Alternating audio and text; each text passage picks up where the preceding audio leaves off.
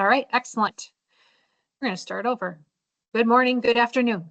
It's good to have you all on today. As I had mentioned, this is a very important topic. Grief in itself, we all deal with it and experience it throughout our life, and even more so when we're dealing with youth. It's a different challenge within itself, and how youth grieve and how to support youth when they're grieving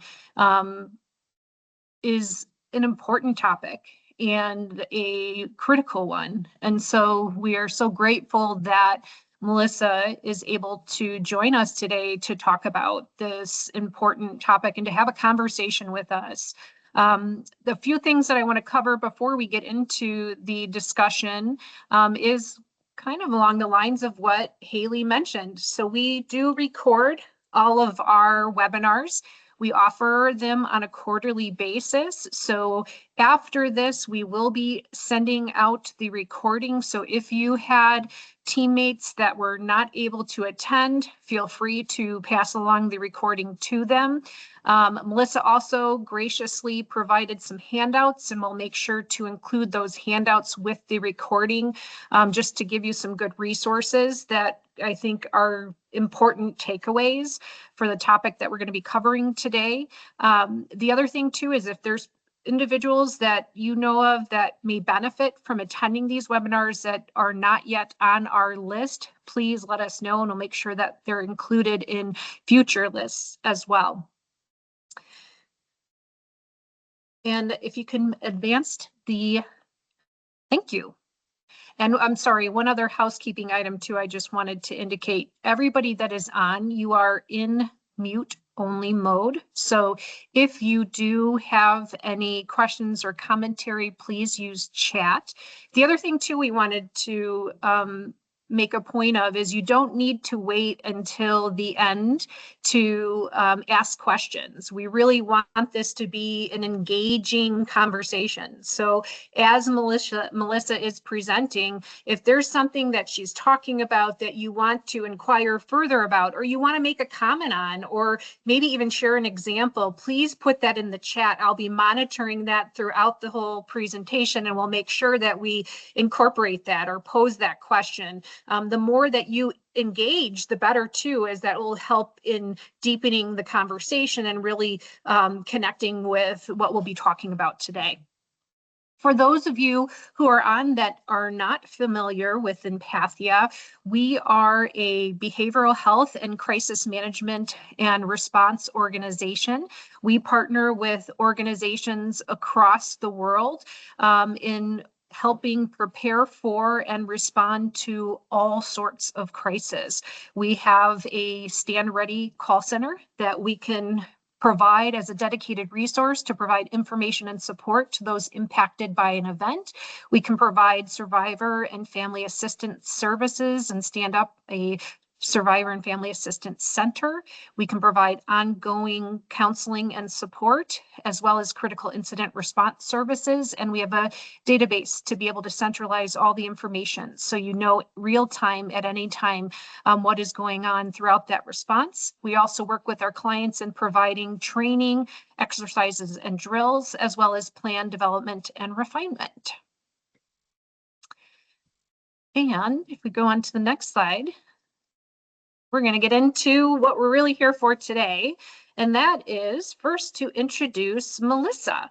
So Melissa is here and she is with HelpText, and HelpText is a partner organization that we work closely with, and they are integrated in the services that we offer and are a critical piece of support for our clients, because there are all different ways in which people grieve and need support. And so it's important that you have resources to reach people, because some may want to talk to somebody for support and others may want to engage in support in other ways, maybe reading resources or, having information sent to them. And so that is so important. I remember when I met with their creator, Emma, I was in awe on what they developed during COVID. And it's such an amazing service that they have, and they've continued to develop and grow in.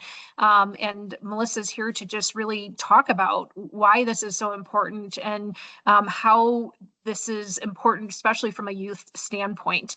And just a little bit of background on Melissa. She is a leading expert in grief and loss with over 20 years of experience across various mental health settings. She holds a PhD in international psychology with a trauma focus, as well as an MBA and a master's in psychology with a marriage and family therapy concentration. She's has a clinically trained background. She specializes in childhood bereavement, hospice, and palliative care, AI, grief technology, and trauma. She has developed innovative programs and evidence-based interventions across various industries, including healthcare, education, and nonprofit sectors. As Chief Clinical Officer at HelpText, she oversees the delivery of global mental health and grief support via text messages. She ensures all content is rooted in evidence-based practices, leads subscriber support and research initiatives, and plays a key role in AI and product development. She's a fellow in thanatology, and she is sought after presenter and researcher. Her work is on text-based grief support, has been published in prominent journals and presented at international conferences. So with that, I welcome Melissa, and it's great to have you and see you again. And I look forward to what you have to share with us today. Yes, thank you. Thank you, everyone, for joining this afternoon. I'm really excited to talk about this topic. And I do want to say that I wasn't entirely sure who all was going to be in the room today. So I do really want to encourage you to ask questions that are specific to the demographics and clients that you serve.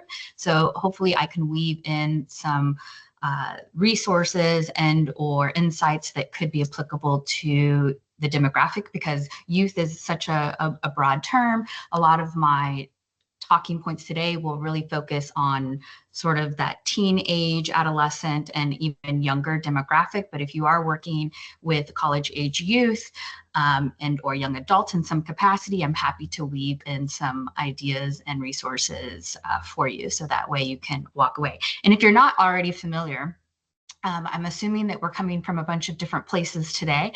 One quick way to get a better understanding about the youth that are grieving in your state, whether that be under the age of 18 and or that young adult space. If you're not familiar with Judy's House, they have created something called the CBEM. It's the Childhood Bereavement Estimation Model. And they have a state-by-state breakdown of the percentage of youth who've experienced loss, the death of somebody significant in their life, whether that be a parent and or sibling. And so you get to see sort of like, oh, in California, 1 out of 20, for example, will experience the death of a parent and or sibling, and then that increases in young adulthood. And so I encourage you to check it out, Judy's House. And it's called the CBEM, Childhood Bereavement Estimation Model. And you'll be able to sort of see what the demographic breakdown looks like in your state. So today we are going to explore sort of something that is fundamentally changing how we support grieving youth, and that is the intersection of grief and technology, also known as grief tech. And we're going to be looking at how young people are using digital spaces to process loss, but then also how we as professionals and adult caregivers can help them navigate these spaces more effectively and safely.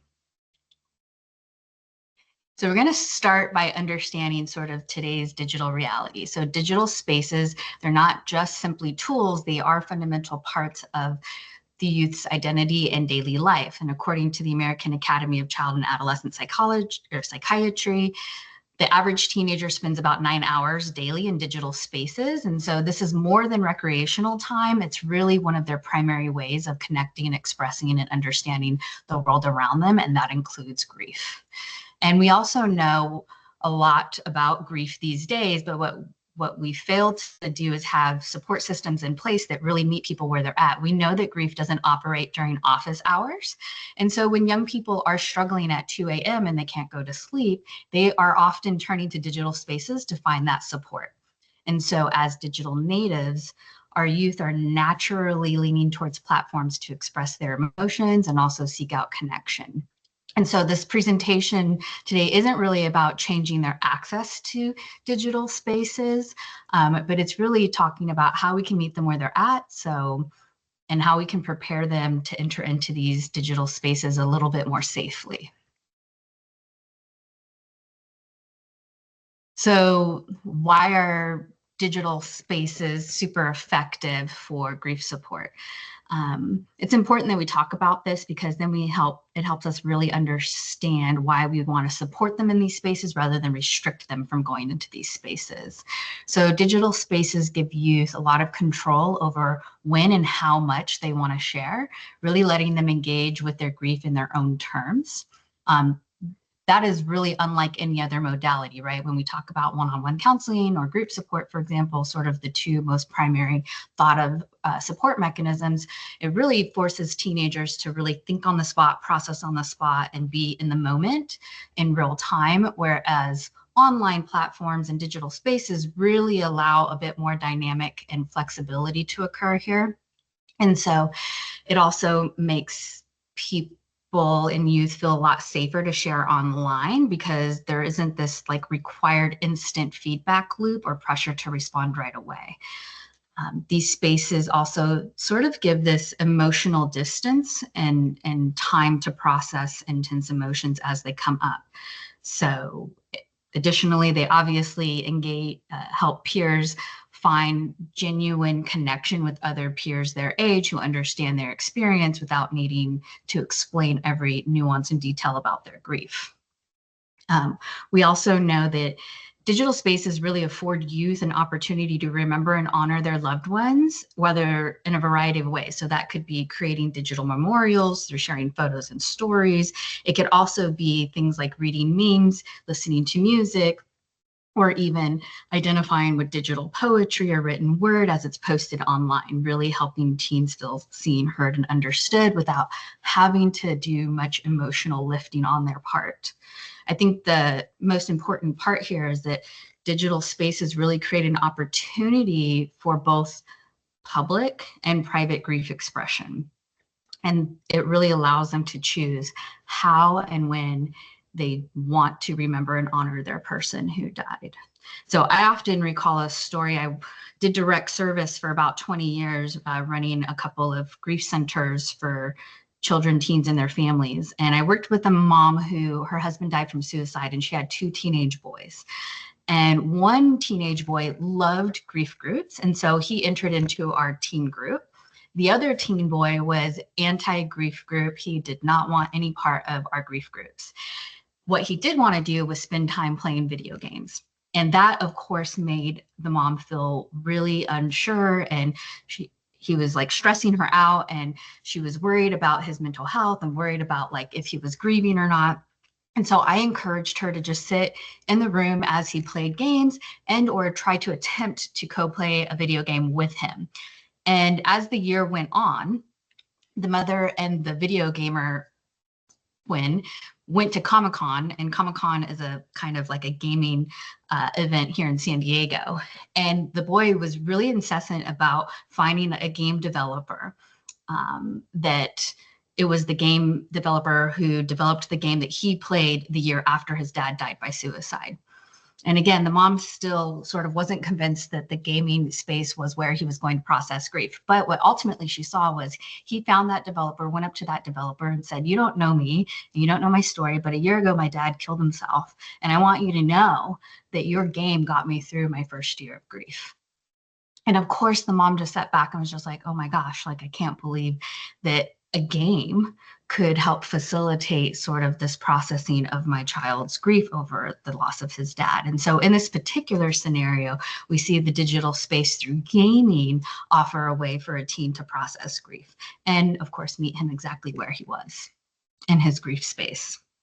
And so I always say, we might have some instinctual thoughts about digital spaces where we are pretty skeptical of them, but we do have to lean in with curiosity as our primary first response, and then caution after that. So curiosity, then caution is how I would navigate these spaces.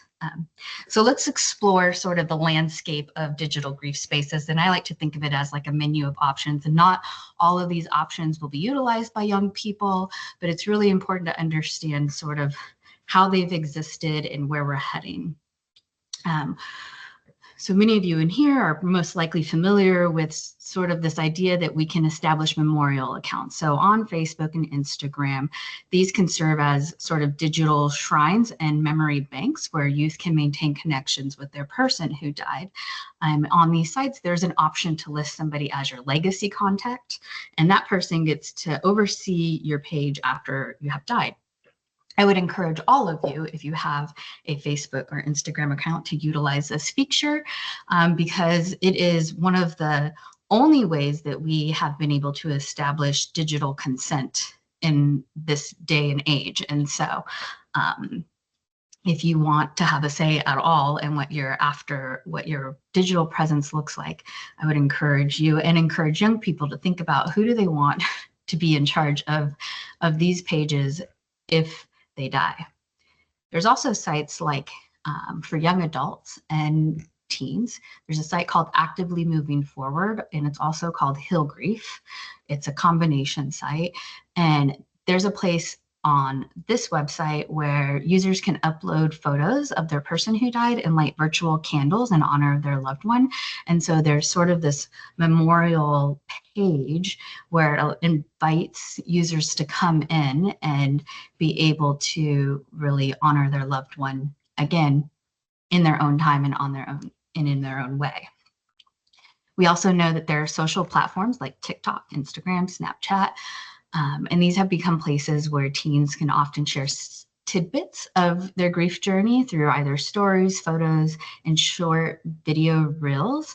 And oftentimes we see this serves as a form of peer education, peer support, and also a form of connection seeking. And I'm not going to say that they are the greatest, most vetted places because we know that that's not the case here, but it is where we see a lot of teens and young adults turn to, especially TikTok at this point. Most of you are probably familiar with online grief groups. This dramatically increased in terms of accessibility post-COVID, and it's an opportunity to provide community and connection through virtual grief groups. We think about teens and young adults in rural communities, or perhaps maybe they've experienced a suicide loss and they don't really have access to other people who've experienced a suicide loss. These virtual groups then become lifelines because they're able to then get in community with people who've experienced a similar loss. We also have websites and web-based support. So if you're not familiar, there's a website through Experience Camp called Grief Sucks, and it's really good for teens and young adults. This Grief Sucks website sort of blends a little variety of TikTok videos that are vetted from other teens. There's movies, there's music, there's articles written by young adults that are experiencing grief, and it's a really safe way in order to let people know that they are not alone in their grief. For younger kids, there's Sesame Street has a really robust grief resource page. And then for those who just want to read, there's Substacks. One's called Teenage Grief Sucks. And again, super vetted and a safe way to sort of meet teens where they're at and young adults. We also know that there's apps The last time I checked, I think there were anywhere between 20 to 50,000 mental health apps for teens and young adults, although very few of them actually specialize in grief. So they might cover mental health in general. They perhaps might have an element or a sector that covers grief, but they weren't designed specifically with grief in mind. So there are a few that are grief specific.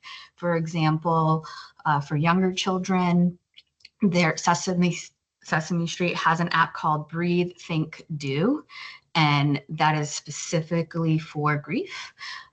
For teens and young adults, there's an app called Grief Refuge, and then there's also an app called A Part of Me, which blends a little bit of gaming and grief exploration.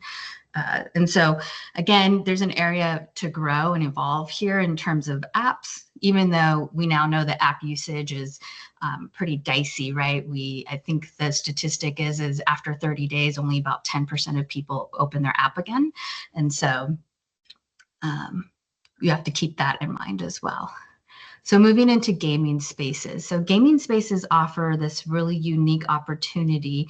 In addition to the story that I shared with you earlier, typically when a gamer dies in real life, the gaming community will often come together and hold digital funerals within the game. So you can find examples of this in World of Warcraft, Minecraft, Fallout, Final Fantasy, Roblox, and many other games where you see once the community is aware that somebody has died, they will come in and hold a digital memorial. And in this memorial, they'll often sort of drop digital flowers and perhaps hold a moment of silence, for example. And so, I think that it's a very unique thing. There are also a few video games that are made specifically for grief.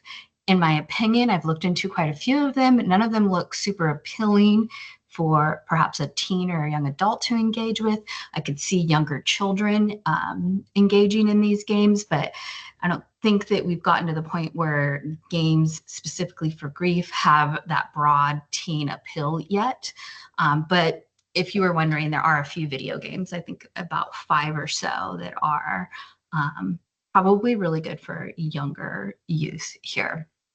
And then we want to get into sort of this idea of texting, AR, VR, and the emerging AI technologies and how grief is being utilized in these different domains. So with these last 3, there's a lot of possibility. There's some ethical questions around consent, privacy, data storage, long-term effects that we want to sort of acknowledge. And so I'm going to break down these 3 in a little bit more detail, but not kind of exhaustively because it's a big topic and we could literally spend all day just breaking down any one of these topics. So let's talk about texting. Again, full disclosure, I'm the Chief Clinical Officer at Help Text. And so prior to doing direct service, after doing direct service, I basically pivoted and moved into the grief text space because I got to see firsthand how texting was actually emerging as a very effective, safe way to meet teens, young adults, and even aging and older adults, meet them where they're at. And so these are very grief-specific texting messages. And so it's not just broad. There's nothing AI generated here.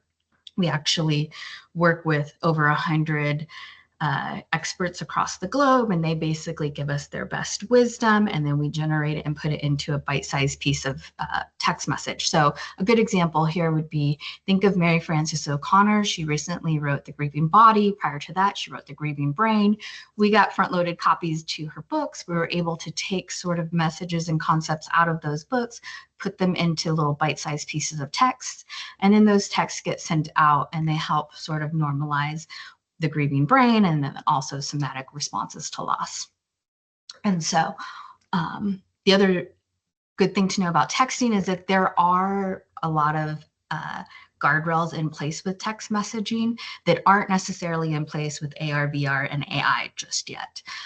Texting has been utilized in mental health and healthcare for dating back to the 90s. And so there's a lot of research around the efficacy and legitimacy of receiving information over text. I like to call it grief-informed texting because it provides grief education and coping strategies without having to enter into a back and forth clinical relationship. And so I think what makes this really effective is the fact that text can be highly personalized. So they can say your name, they can say your loved one's name. Text can be personalized based off of relationship, cause of death, time since death. And then we also know that there is a neuroscience behind receiving a text message. So receiving a text message puts your brain into a dopamine loop, which means that naturally you feel cared for when you receive a text, and that you're more likely to engage and be motivated by the request in the text. So for example, if the text is sort of suggesting a breathing exercise, you're more likely to try that in real time when delivered through a text than you would be reading it in a pamphlet or if it was delivered online to you.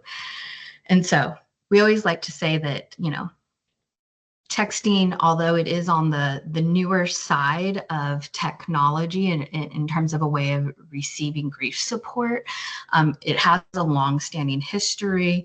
And I think of texting as a way to really expand equitable and accessible care. And the other thing is that, you know, youth can access it 24/7. They can go back and read through text messages, and it becomes sort of the safety net between other in-person forms of support. So moving on to AR and VR. So we're going to explore these a little bit. And I want to mention it just because AR and VR didn't actually get the time in the tech space as it deserved, because AI came so quickly and really overtook AR and VR's time to shine in the space. So when we think about AR and VR, I would say, like, think about definitely using your phone or iPad, but then also those goggles and Oculus headsets. And because Oculus and goggles were so costly to begin with, they didn't really have a strong go-to-market pickup. And so not a lot of people got to utilize them. But we did see some utilization in the grief space. And so I want to talk a little bit about that. So in terms of augmented reality, AR, you can think of it like being able to use your phone for AR and or goggles.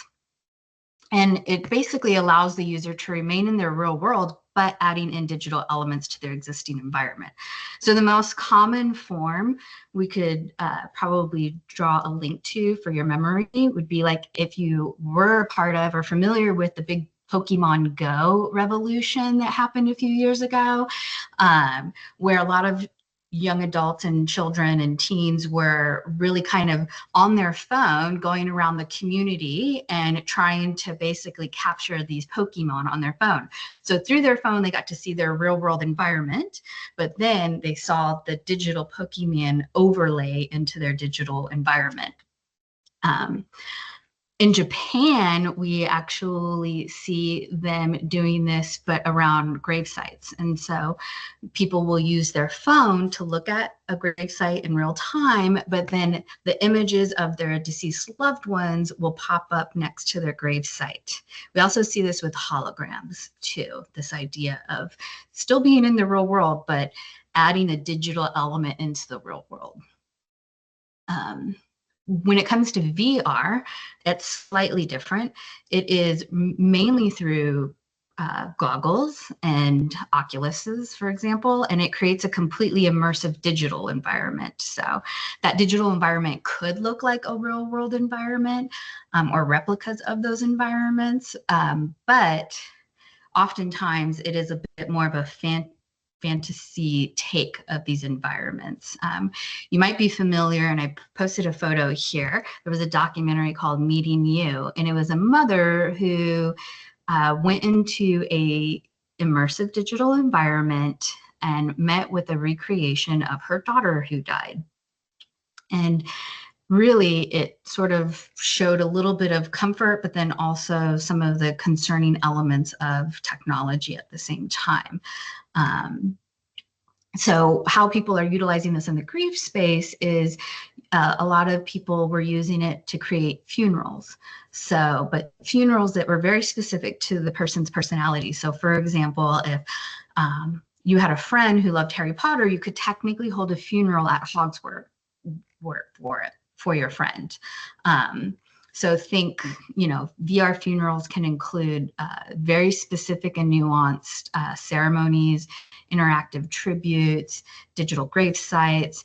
These avatars can kind of travel in from all over, and you can leave digital flowers, you can light digital candles, and you can write these really beautiful tributes all in this sort of virtual reality plane. And the appeal here was inaccessibility. So people who had illness or couldn't travel for a lot of other reasons, they could access sort of these funerals and be a part of that day, but through a virtual capacity. There were some challenges, of course, because there's always challenges with technology. The headsets were expensive, which of course, again, delayed sort of this mass use of commercialization. And then some people also experience motion sickness. And in some cases, some people may have had their grief intensified just through the sheer sort of immersive nature of the experience. There was also some cultural nuances that needed to be attended to. So perhaps some didn't really allow for these digital replications of their loved one and or the digital funeral. And then, of course, there was ongoing issues and questions around data privacy, digital legacy. And when I talk about digital legacy, I'm really talking about the permission that the deceased person gives to the family in order to have their likeness represented digitally long after they're gone. So this idea of digital legacy is actually a real big topic right now of concern, because we don't really have this naturally embedded in any of our end-of-life planning. There's not any strong legal premises for it, yet we're seeing it more and more. And so I think there's a big push to incorporate some policy around this. Okay, so now we're moving into LLMs, which many of you know are sort of the best way to put that is it's essentially things like ChatGPT, Gemini, Grok, Claude, Perplexity. These are all, most of them are embedded into your search engines at this point. You can ask it any question and it sort of pulls from the knowledge that's fed to it, and also internet sourced knowledge, which may or may not be accurate. And often we know that children and youth are turning to LLMs for answering a lot of their questions related to grief before they're turning to humans. And so we have this sort of ethical duty to teach them how to safely prompt AI. The other thing that I'll mention here is we have seen an evolution in its ability to learn over time. When ChatGPT first became sort of available for public consumption and use, I remember early on asking it about grief, and it was giving me inaccurate grief theory. So it was pulling on Elizabeth Kubler-Ross's stages of grief. Well, stages of grief has actually long been sort of put to bed in terms of it being a proper grief theory. We use it more for anticipatory grief, so before your person has died, but we don't necessarily use that theory after somebody has died, so in terms of managing grief. And we saw early on that ChatGPT was utilizing stages of grief as its primary grief theory in order to offer support to grieving people. But since then, it has actually evolved for the most part, and it's now using more accurate, updated grief theory, which is good. Just goes to show that perhaps it received enough feedback and or it got better at looking at internet sourced answers and research to pivot. And so we are seeing the shifts happen in real time, which is good. But it just goes to show that there is sort of this element of inaccuracy that we still need to be mindful of. When I'm working with parents or adult caregivers or even professionals, I am recommending sort of these 3 basic safeguards in terms of LLM prompting. Because I think it is one of the easiest ways to help protect privacy in the long run.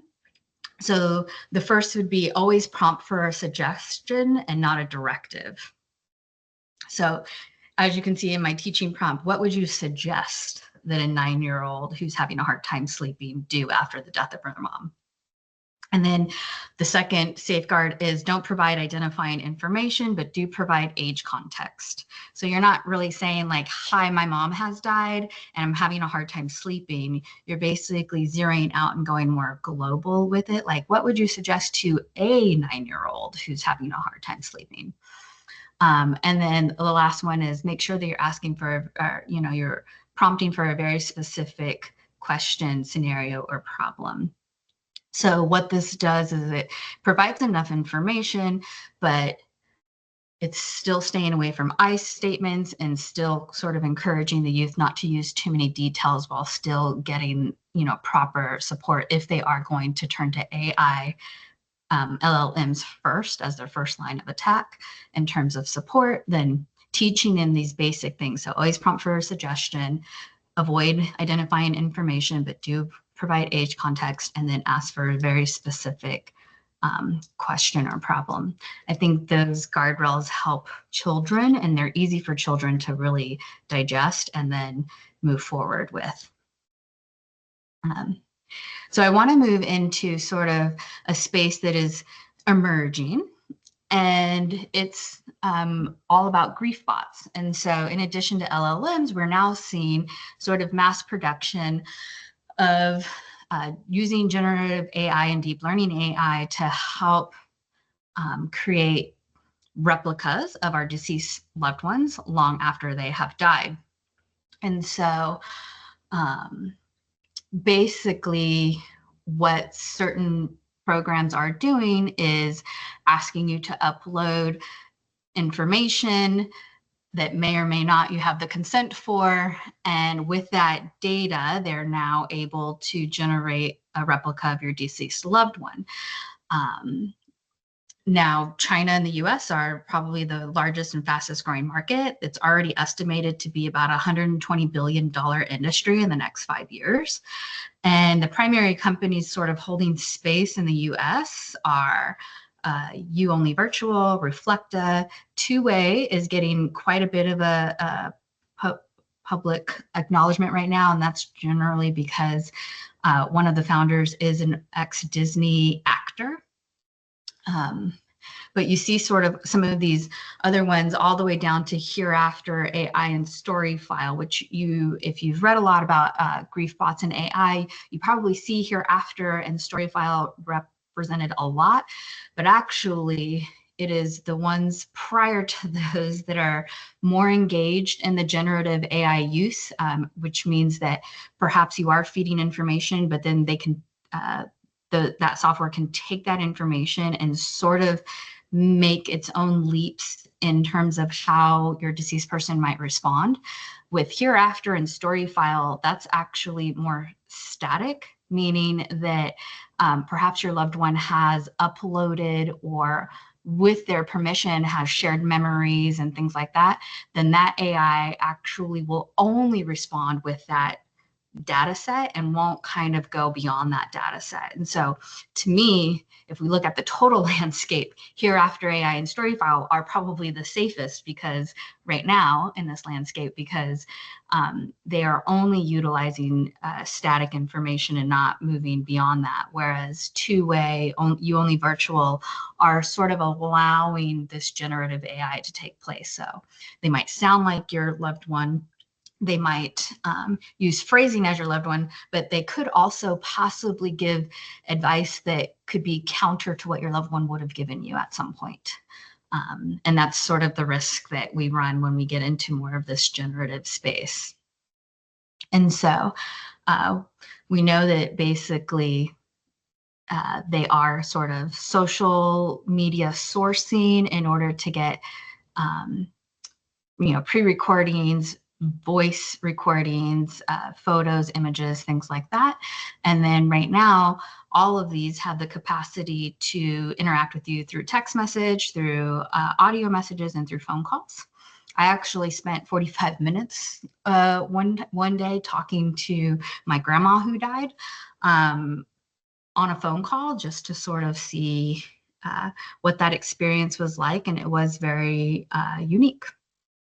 And I still walked away thinking like, oh, there's still a lot to be done here. It's not super accurate. But when I was testing its guardrails, for example, saying things like, I just want to be with you. I don't know how long I can stay on this planet without you.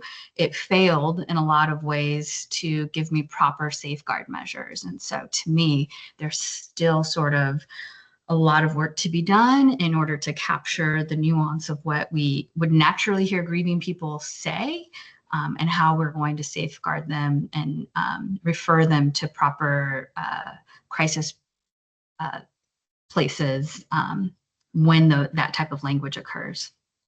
So we have sort of these, we can see sort of the benefits. I think when you talk to people in the space who've been providing grief services for a really long time, I think we can probably pinpoint a very small scope in which we could see that this could be helpful.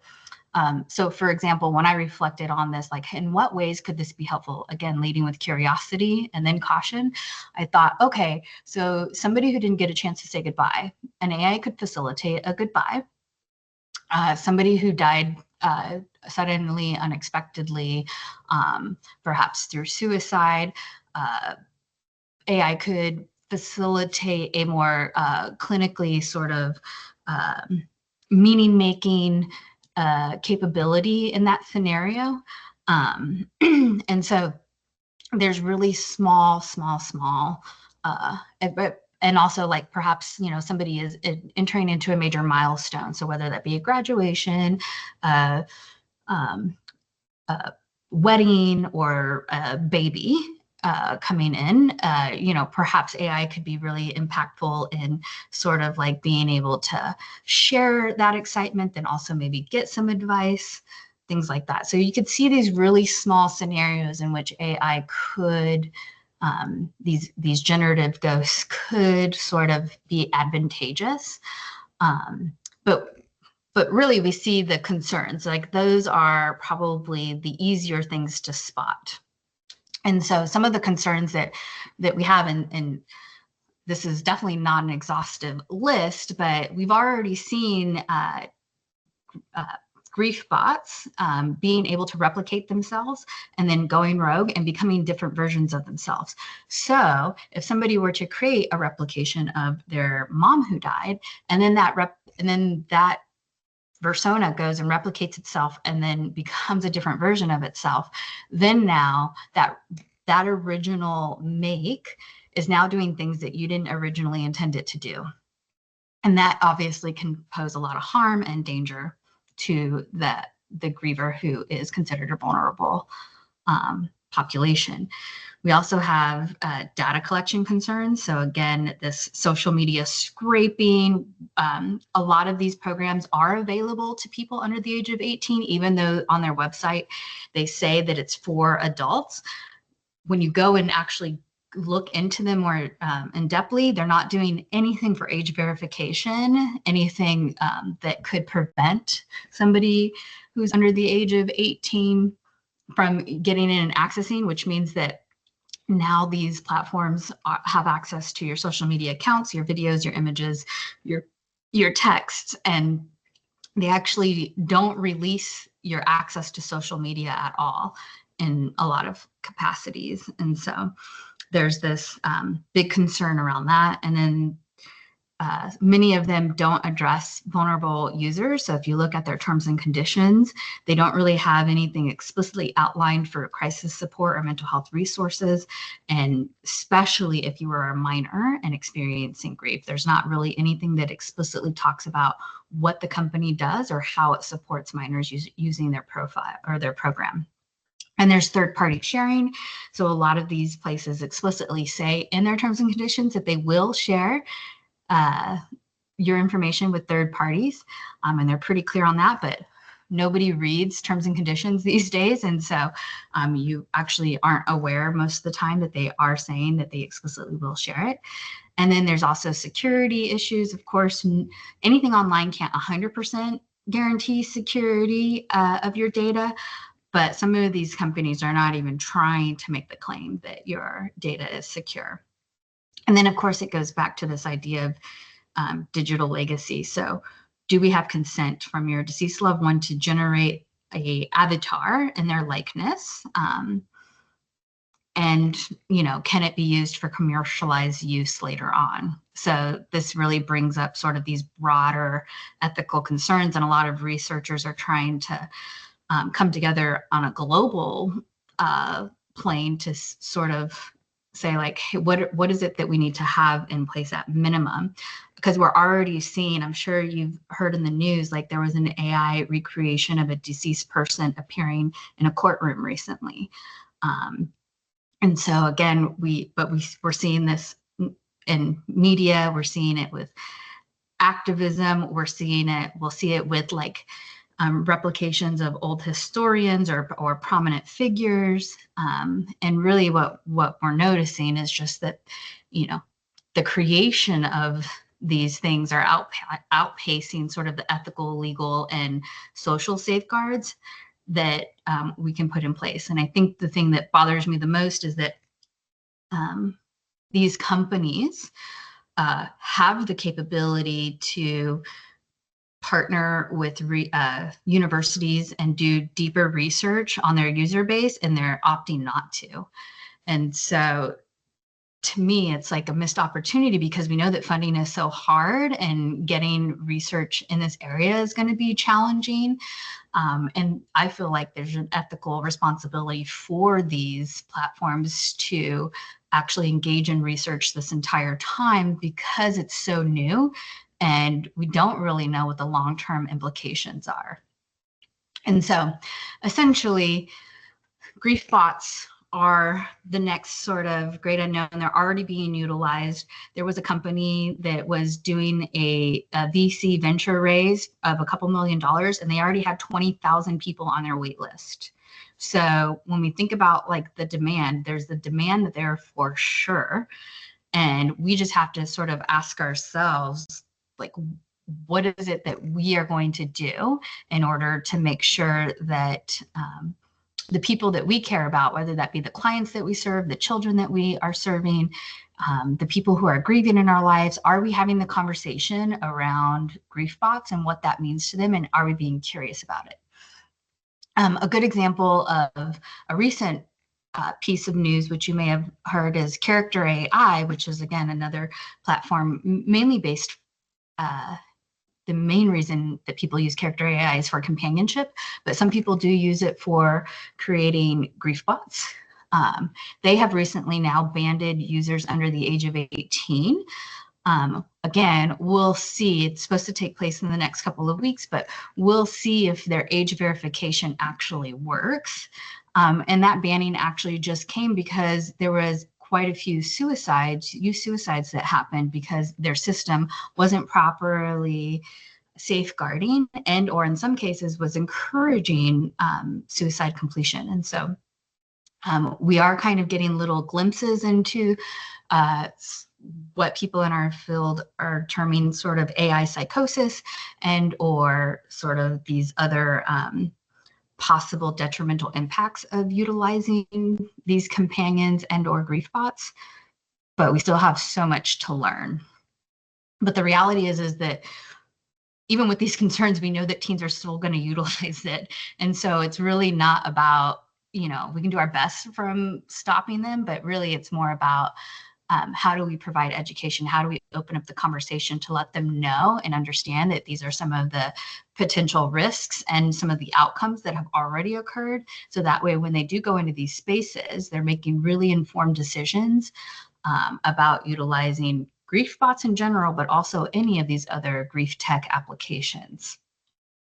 So I want to pause here. I don't know if there's anything else. We've kind of talked about what is available. Now we're going to talk about sort of what healthy grief in digital spaces look like and what unhealthy grief looks like. And then we'll end with some more like actionable to-dos. But if we pause here for a second, are there any questions or any thoughts or any thing that anybody would like to add? Hi, Melissa. I'm jumping in.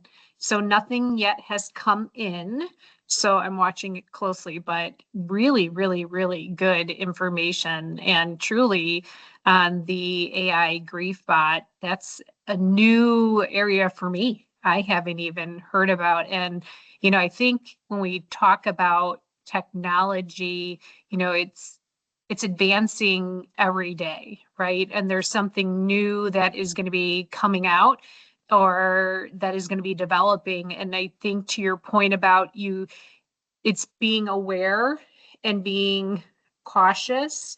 And especially when we're talking about kids, how do you keep them informed, right? Going into that about, what is it that you're engaging with and, and asking yourself questions when you're doing that as well, right? Yes, one of the handouts that I'll give you is not only talking about how do you have sort of these questions and start these questions with your youth, but it gives you a variety of ways to sort of tackle it. And then also sort of what are you looking for? So how can you educate the youth in your life on what they need to be looking for before they these digital spaces? And then as a professional, what are the things that you're looking for in order to even promote a digital space? Yeah. So those can be all handouts that are available. Yeah. Yep, exactly. Yeah, because you have to Okay. take into account in servicing who you're servicing, right? You're servicing all different ages as well, and just being in the know related to that. Yeah, exactly. So we'll just continue moving forward.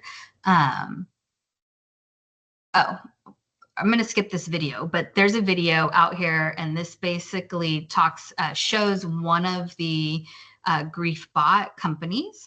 This is You Only Virtual, and he sort of demos how he talks to his mom. His mom has died, and so he demos it, but you can catch it online. We can also send a link for you, but you can see that it's like, you can hear that it's very much her voice, and she's giving really solid advice. And so you can see in his scenario why it could be helpful. So we'll just move forward. So I think it's important to recognize what digital grief actually looks like, what is healthy, what is concerning language. So healthy language can in some cases also look concerning, but is actually healthy. So I always say, keep in mind that healthy grief might express specific emotions, might aim to share a memory, will acknowledge sort of the passing of time in some capacity, includes a connection to the deceased, and shares sort of this overall, and they'll share in the broader scheme more than just grief online. And that's how you'll know that it's relatively healthy. So I'm missing you so much today. That sort of has the components. It's not necessarily concerning at all. And then when you move over to concerning grief language, it kind of can look very much like concerning language that you would see with somebody who is struggling with depression. I can't do this anymore. There's no point. I just want to be with you. I have nobody to talk to. The world would be better off without me.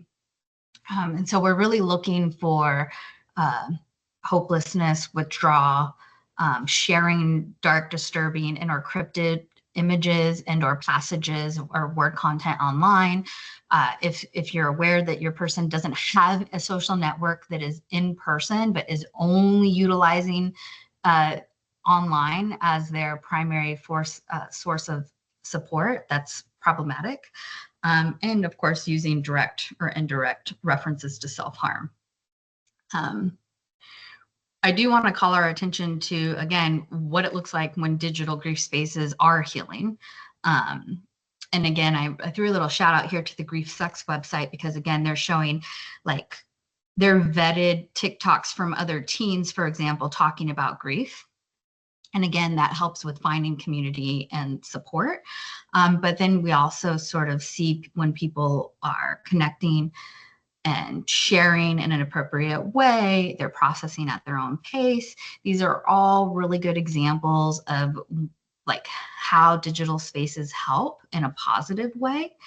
Um, and then if we move forward, we're basically, our primary challenge again is like, we're not pulling youth out of these spaces, but we're leaning into the spaces with them in order for them to be able to do the grief work in a way that meets them where they're at, but also recognizing that there are some places that could be of concern for them. And so I gave you a handout, but this is sort of just a brief little how to start the conversation. We're essentially leading with curiosity and not control. So saying things like, I've been learning a lot lately about the use of technology when people are grieving. Like, I'm wondering what you're doing in this space. You acknowledge the power dynamic. I think this is probably the best approach here, saying things like, you probably know way more about online stuff and AI than I do. I just want to learn. What can you show me? And then asking questions rather than lecturing, of course, is going to be really helpful. So instead of saying like, I don't want you to go into this space, you might say something like, what's drawing you to this space? I'm curious what about this space is like really resonating with you. And then you just want to start small and stay open. These are ongoing conversations because as our grief tech world sort of expands, there's going to be new applications, new tools, new software that we need to continuously stay open to. And so it's not just one conversation and we're done. It's sort of this ongoing touching base every so often having this conversation. And again, you'll have these discussion starters to lean on. We have these safety considerations. Of course, we want to teach teens in particular that, you know, grief brain can affect their ability to make good online decision making. It can lead to impulsive sharing or risky behavior online. And we want to teach them that digital footprints are permanent, even when they think they have deleted something. We've also seen that example with our current political landscape, right? Like, even if you think something is gone, it can be resurfaced. And then the emotional vulnerability can attract predatory behavior. So really making sure that teens and young adults understand that their vulnerability is attractive to nefarious people who don't have their best interests in mind. And so it's really important to help them understand that. And then this idea that, like, you know, comparison is the thief of joy. It's also really harmful in grief too. And so really there's no letting them know that there's no right way to actually express your grief online. And perhaps you might have thoughts on how not to express your grief online. Those are conversations that you would have with youth. Like, have you ever seen something that really didn't sit well with you? Like, I remember the first teen who took a selfie with the casket behind them and posted it online. Like, that teen got a lot of strong reactions. But it always made me wonder, did the family have a conversation about that? Like, how were they navigating sort of the aftermath of that initial post, essentially? Because perhaps in that family, they felt like it was super appropriate and okay to make that post, whereas other families feel really strongly against it. And because there's no right or wrong way to grieve, you really have to just sort of come to an agreement family-wise on what works best. We also want to look for red flags. So red flags are like excessive uninterrupted hours spent on social media, obsessive posting around death, withdrawal from in-person or online support, support groups concerning or content or unsafe remarks online, especially around self-harm, and then using technology to avoid processing grief altogether. And there's a lot of other concerning behaviors, but these are sort of the big ones that if I were to see any of these, I would be like, hold on, let's chat, let's have a conversation about what's happening for you right now. And then this is going to be a handout, but essentially we're going to provide you sort of this overarching understanding of what is helpful for for you to look at in order to share with teens. So this is sort of the high level approach here. So like talking to them about personal information. What are the guidelines around content sharing? How do you interact with other people when you're feeling super emotional or heavy in your grief? And then what are the boundaries in terms of time spent online that you're trying to set with each other?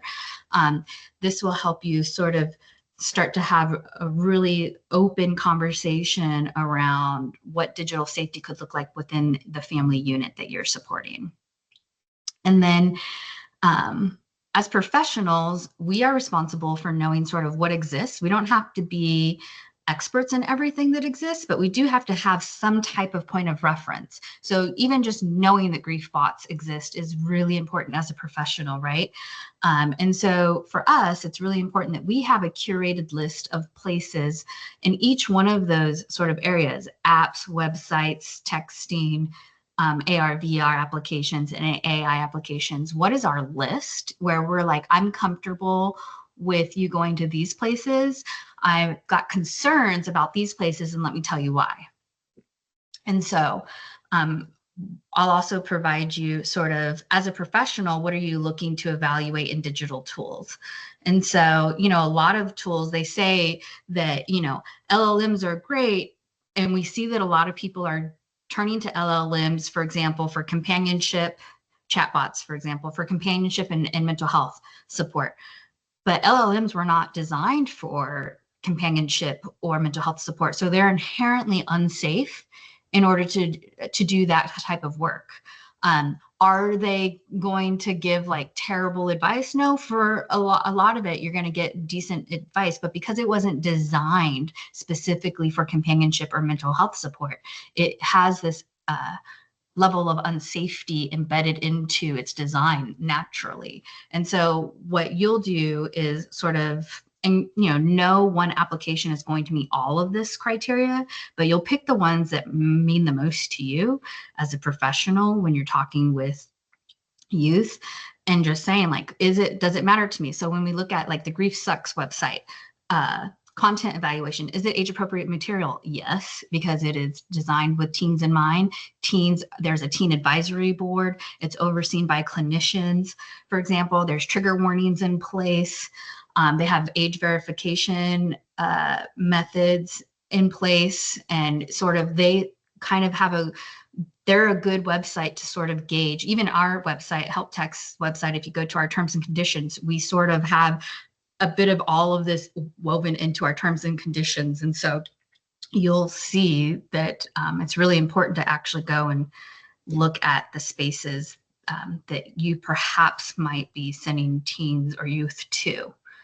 And then I would just want to end with like moving forward, right? It's this idea that technology isn't replacing traditional support, it's enhancing it. It's also becoming its own form of traditional support. I mean, moving forward, a world won't exist where technology isn't a part of the conversation. And so, just as teens might use art therapy, one-on-one, group support, journaling, they're also going to be utilizing these online digital spaces. And so it has to be a part of the conversation. And recognizing that it is their natural environment. And so like one teen that I worked with just told me that her phone is where she goes when she's missing her mom and she can't sleep. She just reads all of their messages and then she falls asleep. So, thinking about like digital spaces are where teens are going when they don't have the option to go somewhere else.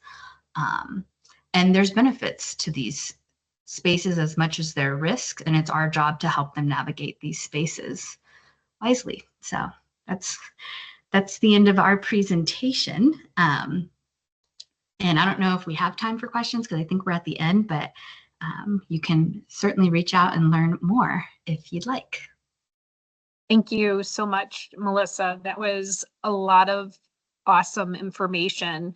On this screen, if you want to learn more about HelpTech, there is a QR code that'll take you directly to their site. I know Melissa would be happy to connect with you after to talk more or answer any additional questions that you have.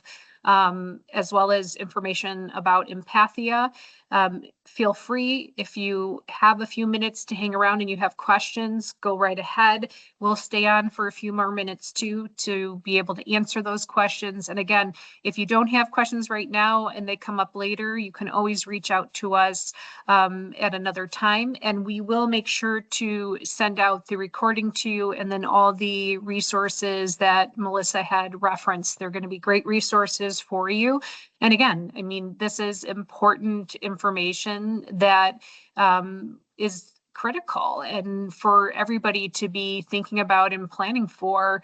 We need to make sure that there's many different ways to reach people and provide them with means to be able to help them as they're grieving and receiving the support that they need. Not one way is always the right way for each person. Everybody needs support in different ways. And so making sure that we have those options for people is so important. There's a lot of thank yous, Melissa, that are coming in, and good information, very informative. I think it's a lot for people to process and take in, and, just it's good information, things for people to be thinking about and talking about as well. Yes, I mean it's a big topic. It's a lot. It's like a fire hose of information at you, and so I totally get that you'll need to sit and digest with some of it. I can be available via email or a Zoom for any follow-up information and or resources. Like I think somebody in the chat wanted to know about college-specific resources. If you want to send me an email, I'm happy to jump on a call and give you a bunch of resources for college-age students. That's not a problem. And also just still trying to be mindful of your lunchtime and or whatever time it is that you're here. Please do. I'll drop my email in the chat and you can grab it. And I think too, Melissa, even with what you put out there is very applicable, across age groups. First of all, when we're looking at younger generations, they are utilizing technology, and they're utilizing technology in many ways, and having awareness of that. And like you talked about, what are other means just outside of, going on social media platforms and texting that younger people are utilizing for support in this capacity, and having that knowledge and awareness, and how can you leverage that in a positive way and embrace it as utilized for helping, these individuals in supporting them through grief and many other means too. It's not just grief, right? And I will say that this is not really a youth specific topic. It is for aging adults and older adults too, because we see that a lot of adults are utilizing grief bots, for example, or going to LLMs like ChatGPT to get their to get support in grief. And so they are not necessarily informed, and nor do their own research. And so for sure, we want to step in and help provide this information for youth, but really this is applicable across the lifespan, because everybody, you think about how many people over the age of 65 are getting scammed. Oh, very true. Through all different types of technology-based tools. You see a gentleman who's been married for 76 years, and he's 76 and he's been married for 40 plus years. The likelihood of him getting into a new relationship is very slim, but it might be appealing to him to actually have morning coffee with a deceased avatar of his wife every day. I mean, that is not a fetched idea that we're seeing here. And we know that when you look at the companionship data, because we have such a loneliness epidemic happening, there are people that are getting married to their AI boyfriends and girlfriends. There are Wow.